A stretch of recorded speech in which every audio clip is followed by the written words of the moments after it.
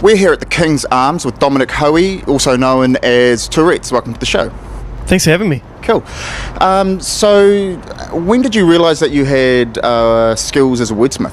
When I was about 12, they had an inter-school poetry competition, and I did quite well in that. And then that was the first time that I sort of was like, oh, words can be kind of effective, because I'm dyslexic, so words were kind of like, I don't know, I guess kind of like difficult for me. And then obviously I just got to the point where to sort of overcome that, and yeah, so that, but from there I don't know, I wrote a lot of terrible poetry for a long time before I actually got good, you know. So Dominic, how would you describe the lyrical content of your work?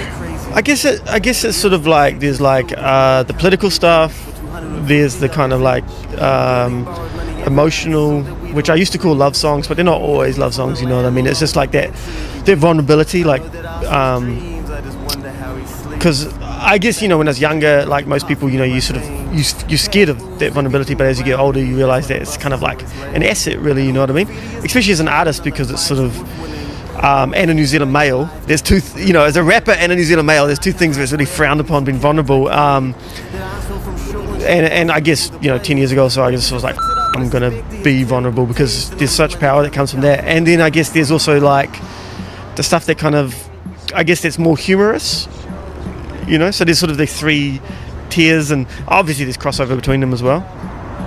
So what is your method to your writing? Usually it starts with like, so the Winds one, for an example. Yes, yep. Like that started because my friend whose house I used to be living at rang me up and said, you got a bunch of letters, and like, who are they from? And they're like, Winds. And I chucked them out then, because it's like, there's no such thing as a good Winds letter. Yeah. And then it's like, that's a great line. So I wrote that down and just had that. Or John Key's son's a DJ, that's the same.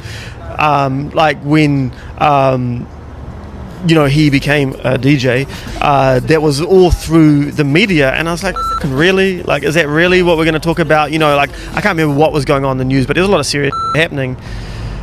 So I had that line, John Key's son's a DJ, right.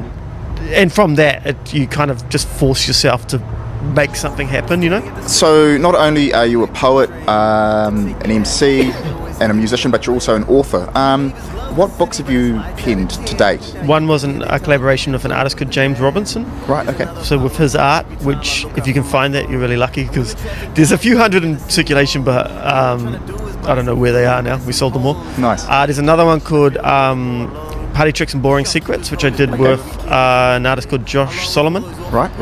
That's still around. If you want to buy it, then go to my Bandcamp. And then I've got a novel, which is me and the publisher are sending them back and forth, trying to find a sort of a balance between what they want and what I want. Now you also hold workshops for up and coming writers. Can you tell me a little bit about that? What do you teach in your syllabus? The main thing really is like trying to get people away from this idea of talent and you know, you have it or you don't have it, you know. My whole life, like up until the point of me getting good, I was told I didn't have it, and then from that point I'm told that I'm like some kind of genius. Yeah. And like neither are true, you know what I mean? It's just like I worked hard and I got good, and I think that, as I'm saying to them, is just like, if you know, everyone in that room could be an amazing writer. It's just like, are you going to put the work in? Are you going to be nerdy about it and do the research and stuff? So we're going to check out a music video that you've recently released called No Losers It Wins. What was the inspiration behind penning that track? I was on the sickness benefit for a long time. I've got a chronic illness, and it was just like a nightmare, man. You know, like I was actually sick.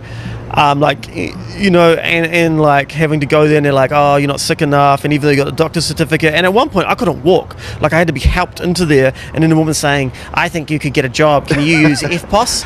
And I'm like, yeah, I can use FPOS, but the thing is, I can't walk, I'm in chronic pain, like I'm on so much morphine, I don't even know what's happening. and they just treat you like you're some kind of like criminal. It's awful. And I'm lucky that I'm like a reasonably intelligent, articulate person, so I can kind of navigate it. Well, thanks Dominic for coming on Push Play this evening, and now we are going to check out No Losers It Wins. To view the full episodes, check out Push Play Music TV on dailymotion.com or premierproductions.co.nz. Tune in to Push Play Music TV at 9 p.m. on Tuesdays.